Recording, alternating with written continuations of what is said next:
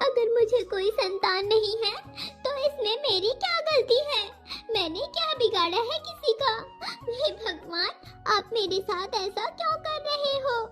मेरी झोलियों में भी खुशियाँ डाल दो ना भगवान, मेरी झोली में भी खुशियाँ डाल दो। इस तरह से रानू चिड़िया कहते हुए रो रही थी। रानू चिड़िया बहुत परेशान थी क्योंकि जंगल के सभी पशु पक्षियों ने रानू चिड़िया को ताना मार मार कर उसका हाल पूरी तरह से बेहाल कर दिया था, जिसकी वजह से रानू चिड़िया आज जंगल से बहुत दूर आ चुकी थी जहाँ पर इंसानों का रहना था। रानू चिड़िया को इस तरह से रोता हुआ देखकर नंदिनी, जो कि रानू चिड़िया के सामने ही थी और रानू चिड़िया की बातों को सुन रही थी, रानू चिड़िया से कहती है, क्या बात है चिड़िया, तुम इस तरह से क्यों रो रही हो? मैं काफी देर से तुम्हें ही देख रही हूँ। तुम्हें इस तरह से रोता हुआ देखकर सचमुच मुझे बहुत बुरा लग रहा है। तुम इस तरह से रोना बिल्कुल बंद कर दो। रोना तो क्या करूँ मैं, क्या करूँ मैं? इस दुनिया में मेरे जिंदा रहने का कोई मतलब नहीं है। इस दुनिया में मेरा जिंदा रहना बस बोझ के ही बराबर है। मुझे तो इस दुनिया में जिंदा ही नहीं रहना चाहिए, पर पता नहीं क्यों जिंदा हूँ मैं। मुझे तो मर जाना चाहिए। चिड़िया, ये तुम कैसी बातें कर रही हो? तुम जरा मेरे पास आओ। तुम्हारे साथ क्या हुआ है? चलो मुझे विस्तार से बताओ। इस तरह से वो नंदिनी कहती है और नंदिनी रानू चिड़िया को लेकर अपने घर के अंदर चली जाती है। घर के अंदर नंदिनी और रानू चिड़िया आपस में बातें कर रहे थे। रानू, तो जंगल में अगर कोई तुम्हें कुछ कह देता है तो तुम इस तरीके से रोती हो? तुम तो पागल हो पागल, तुम्हें ऐसे नहीं रोना चाहिए। इस दुनिया में सभी लोग किसी न किसी चीज से परेशान हैं और हम जीव इस दुनिया में परेशानी झेलने के लिए ही आए हैं। इस तरीके से तुम रोगी तो कैसे बनेगा? तुम मेरे बारे में कुछ नहीं जानती। अगर मैंने तुम्हें अपने बारे में बताया तो तुम और भी ज्यादा सदमे में चली जाओगी। क्यों, ऐसा क्या हुआ है आपके साथ कि मैं सदमे में ही चली जाऊंगी? रानू, मेरे कहने का मतलब है कि अगर तुम्हें मेरे तकलीफों के बारे में अंदाजा होगा तब तुम्हारे ऊपर क्या ही बीतेगी। तुम मेरे बारे में कुछ नहीं जानती। शादी होकर मैं जब इस घर में आई तो मैं लक्ष्मी बनकर आई थी और अभी कुछ ही समय हुए हैं मेरे पति का देहांत हो गया, जिसके बाद गांव के सभी व्यक्ति मुझे अपशगुनी कहते हैं। और तुम्हें तो मालूम ही होगा, जिसका पति नहीं होता उसके बारे में कैसी कैसी बातें की जाती है। मेरे बारे में भी गांव के सभी लोग इसी तरह से बातें करते हैं। मैं अपशगुनी हूँ और कलंक बनकर अपने पति की जिंदगी में आई थी और मेरे आने से ही मेरे पति का देहांत हो चुका है, ऐसा कहते हैं लोग। पर ऐसा कैसे हो सकता है? किसी के आने से किसी का मरना क्या होगा? ये तो विधान लिखा हुआ होता है और जब जिसका ऊपर जाने का वक्त आता है वो चला ही जाता है, चाहे जैसे भी। ये तो सारी दुनिया जानती है, पर कहने वाले तो कुछ भी कहते हैं। घर के बाहर और गांव वालों को क्या ही कहोगे? घर पर भी सब कमताने नहीं मारा करते, पर मुझे इन सब चीजों से अब कोई फर्क नहीं पड़ता है, क्योंकि मैंने खुद के लिए जीना और खुद को संभालना सीख लिया है। इस वजह से मुझे किसी की बातों पर कोई ध्यान नहीं देना होता और मैं अपने में ही मग्न रहती हूँ। सचमुच आप तो बहुत तकलीफ में हो। मेरा तो पति भी मेरे साथ है और मेरा पति मुझे समझाने की काफी कोशिश करता है, पर उसके बावजूद मैं लोगों की बातें को सुनने के बाद बहुत उदास हो जाती हूँ।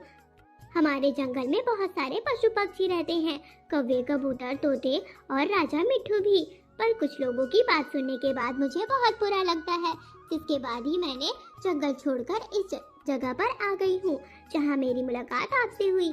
पर आपसे मिलकर मुझे बहुत अच्छा लगा। रानो, तुम जिंदगी में खुश रहना सीख लो। अगर तुम जिंदगी में खुश रहना सीख लोगी तो तुम्हारी झोली में खुशियाँ अपने आप ही चली आएंगी। और हाँ, अगर तुम चाहो तो सावन शुरू होने वाला है। कल से तुम सावन सोमवार का व्रत रखना और शिव जी की पूरे दिल से आराधना करना। मुझे पूरा भरोसा है कि शिव जी तुम्हारी मदद जरूर करेंगे, तुम्हारी झोली में खुशियाँ डाल देंगे। ठीक है नंदिनी जी, आप जैसा कह रही हैं मैं बिल्कुल वैसा ही करूंगी। और अब तो मुझे खुद पर भरोसा भी हो गया है। इस दुनिया में बहुत से लोग बहुत परेशान हैं। पशु पक्षी भी किसी चीज के लिए परेशान है और इंसान भी। पर इंसानों को खुद में ही खुश रहना चाहिए। जब सभी अपने आप में ही खुश रहेंगे तो उनकी जिंदगी में खुशियाँ आएंगी। आपके ऊपर तो मुसीबतों का पहाड़ टूट पड़ा है, पर उसके बावजूद आप मुझे समझा रही हैं। आप दिल की बहुत अच्छी हैं। इस तरह से रानो और नंदिनी आपस में काफी समय तक बातें करते हैं, जिसके बाद रानो अपने घर पर आ जाती है। उस दिन रानो की जिंदगी पूरी तरह से बदल जाती है।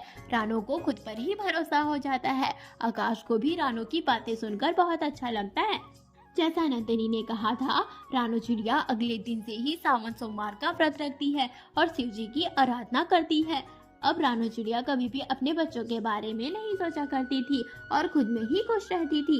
एक दिन की बात है। अरे रानो बांझ, तुम्हें इस दुनिया में जीने का हक किसने दिया? और तुम भला शिव जी की आराधना क्यों कर रही हो? तुम्हें कौन सा कोई फल मिलने वाला है इसका? तुम तो बांझ की बांझ ही रहोगी। तुम्हारी शादी को इतने साल हो चुके हैं, पर तुम एक बच्चे या बच्ची को जन्म नहीं दे सकी। पता नहीं तुम्हें इंसान होना चाहिए था या फिर पक्षी। मैं तो कहती हूँ तुम्हें इस दुनिया में जन्म ही नहीं लेना चाहिए था। गोरी, तुम्हें मुझे समझाने की कोई जरूरत नहीं है। मेरे बच्चे हो या मत हो, इससे मेरे पति को कोई तकलीफ नहीं है। मेरे पति मुझसे बहुत प्यार करते हैं और मैं भी अपने आकाश जी से बहुत प्यार करती हूँ। और तुम हमारे बीच दखल मत दो। और अगर हमारा बच्चा नहीं भी हो रहा तो भी क्या हुआ? मैं और आकाश जी एक दूसरे के साथ फिर भी बहुत खुश हैं।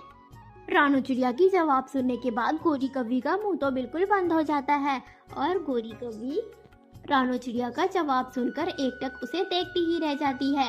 रानो चिड़िया वहाँ से अगले ही पल ओझल हो जाती है। रानो चिड़िया को इस बार गोरी कौवी के बातों का कोई फर्क नहीं पड़ा था। दिन गुजरता जाता है और हर सावन सोमवार के दिन रानो चिड़िया शिव जी की आराधना करती है। जैसे ही सावन सोमवार खत्म होता है, रानो चिड़िया को पता चलता है कि वो प्रेग्नेंट है और रानो चिड़िया इस बात से बहुत ज्यादा खुश होती है। जब वो इस बारे में आकाश चिड़े से कहती है तो आकाश चिड़ा भी बहुत खुश हो जाता है। दिन गुजर जाता है। रानो चिड़िया अपनी खुशखबरी के बारे में नंदिनी को भी आकर बताती है। नंदिनी भी रानो चिड़िया को इस तरह से खुश देखकर बहुत खुश हो जाती है। दिन गुजरते जाते हैं। रानो चिड़िया कुछ समय बाद 2 अंडों को जन्म देती है और अंडों को अच्छी तरह से गर्म करने लग जाती है। इसी तरह से समय गुजरता जाता है और रानो चिड़िया की जिंदगी में खुशियाँ आ जाती है। रानो चिड़िया 2 बच्चों को जन्म देती है। एक का नाम गुड़िया और दूसरी का नाम कुक्कू रखती है। अब आकाश और रानो चिड़िया का परिवार पूरा हो चुका था। रानो चिड़िया खुद में ही खुश रहना और दूसरों को खुश रखना सीख चुकी थी। अब रानो चिड़िया को दूसरों की बातों से अब कोई फर्क नहीं पड़ता था। और जब रानो चिड़िया ने खुद में ही खुश रहना और खुद के लिए जीना सीखा तो रानो चिड़िया की जिंदगी में खुशियाँ और भी दुगनी हो गई। अब रानो चिड़िया को जंगल का कोई भी पक्षी परेशान नहीं करता था, क्योंकि वो जानते थे कि रानो चिड़िया अब बहुत ही समझदार हो चुकी थी और रानो चिड़िया से कोई मुंह भी नहीं लगता था, क्योंकि रानो चिड़िया का जवाब उनका मुंह पूरी तरह से बंद कर देता था। वहीं दूसरी तरफ शिव जी की सच्ची आराधना करने वाली नंदिनी की भी जिंदगी में खुशियाँ दोबारा आ जाती है। नंदिनी को सामने से ही रिश्ते का आगाज होता है और नंदिनी को भी वो लड़का पसंद होता है। राहुल नाम था उसका। नंदिनी उस राहुल नाम के लड़के से शादी कर लेती है। उस दिन के बाद राहुल और नंदिनी भी एक दूसरे के साथ बहुत खुशी खुशी रहते थे। रानो चिड़िया कभी कभी नंदिनी से मिलने के लिए आया करती थी। अपनों बच्चों के साथ भी आया करती थी नंदिनी से मिलने।